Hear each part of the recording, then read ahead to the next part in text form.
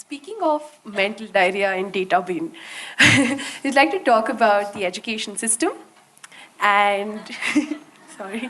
So, as students, at this point, I know this has been through ages, and like all students feel a certain way about the education system, but there's a certain amount of anxiety that exists within us because we learn great things here. Okay, It's good for your future practice if everybody's anxious. That's there. That's there. Psychology helps. Yes. So we feel trapped because all the learning that we do here is beautiful. Like we sit, we attend classes, and it's really nice.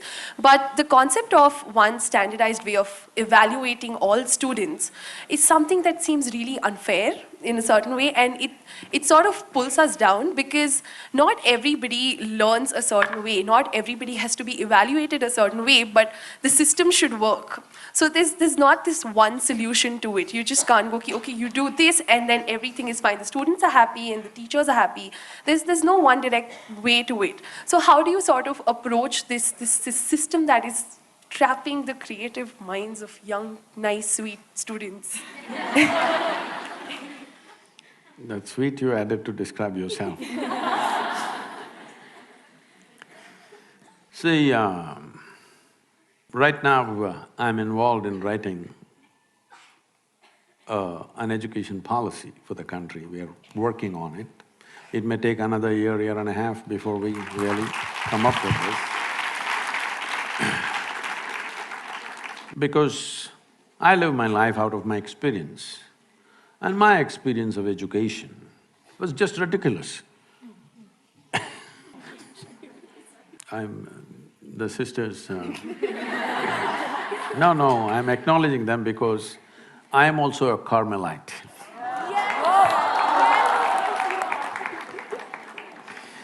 One year, on my second standard, I was in the Christ the King convent, and in my seventh standard, I was in my Nirmala convent.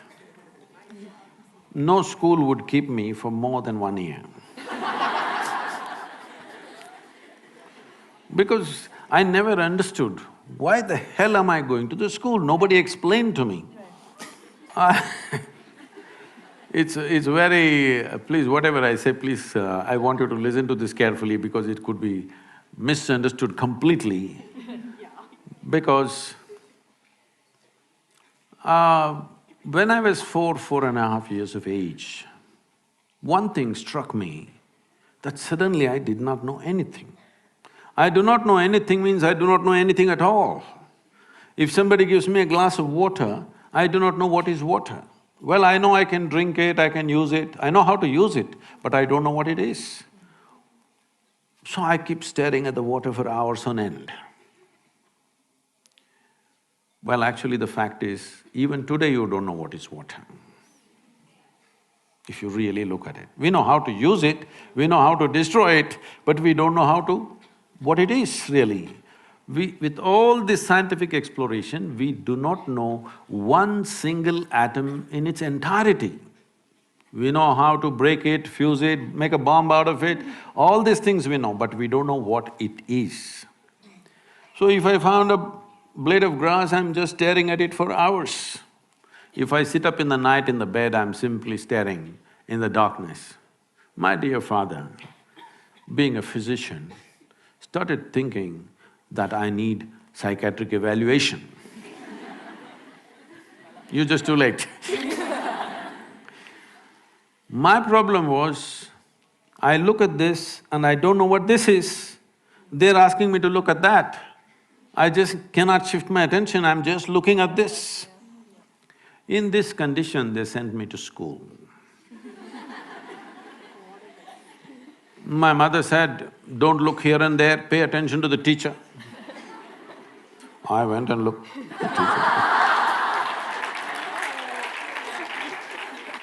Absolute attention to the teacher, the kind of attention they'd never received in their life. Many things happened in this, I don't want to go into the detail.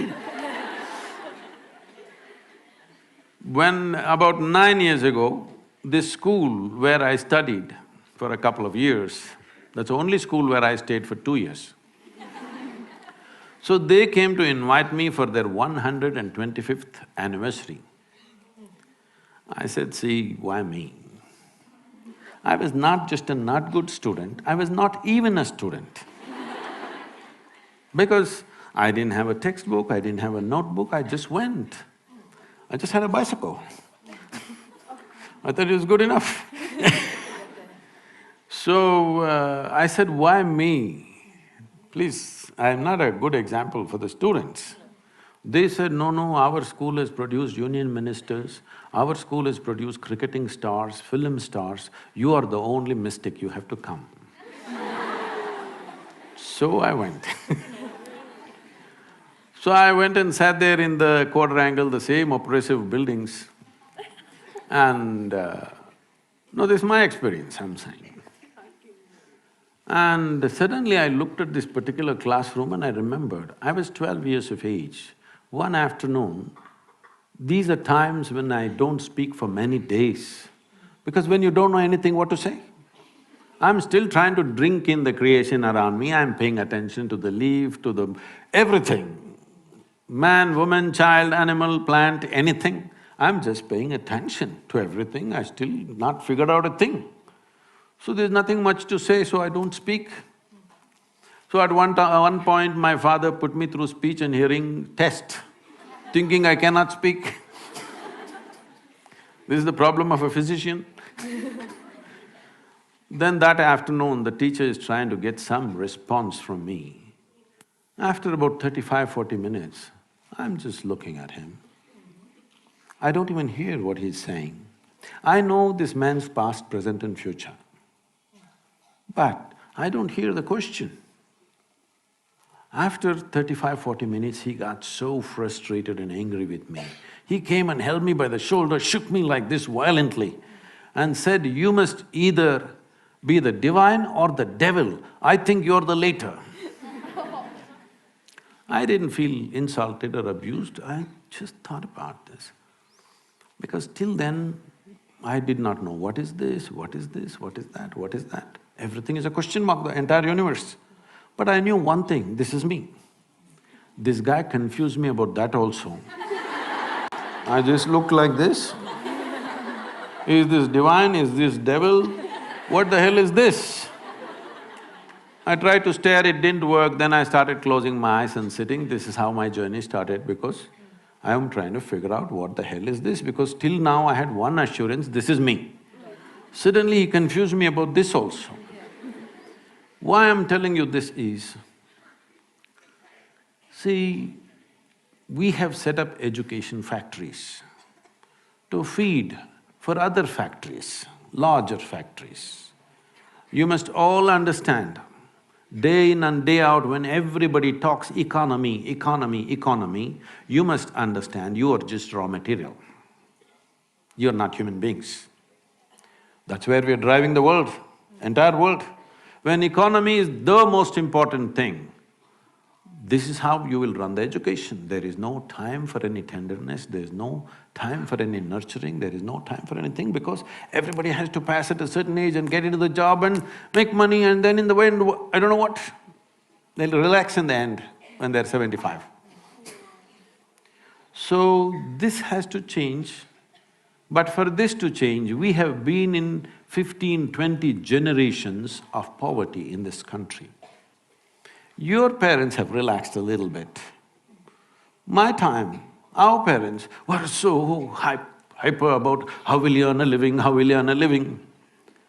I said, why are you bothered about how do I earn a living? Tell me when you don't want to feed me, I'll just go somewhere.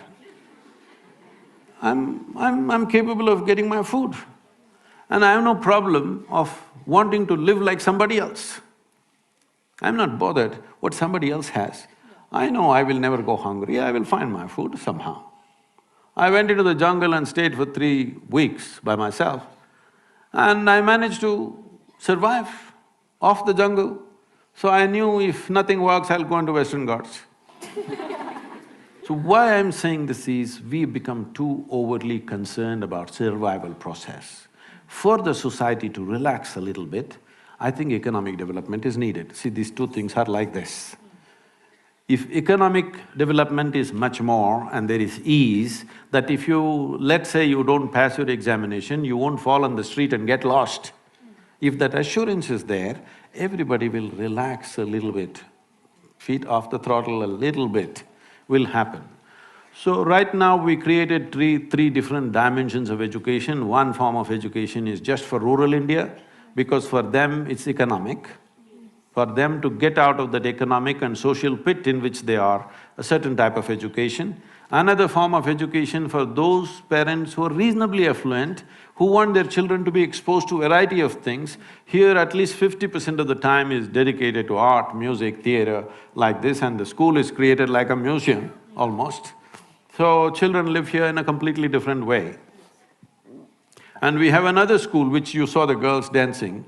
From the age of 6 to 18, there is no academics for them. They learn only classical dance, classical music, Kalaripaitu, which is the mother of all martial arts, yoga, Sanskrit language and English language. This is all they learn. They don't go to any academic stuff. They go through 12 to 15 years of very severe training. You saw the girls dancing, but you don't know their fitness. If you ask them to just climb up here, they will just find their way up. They're like that.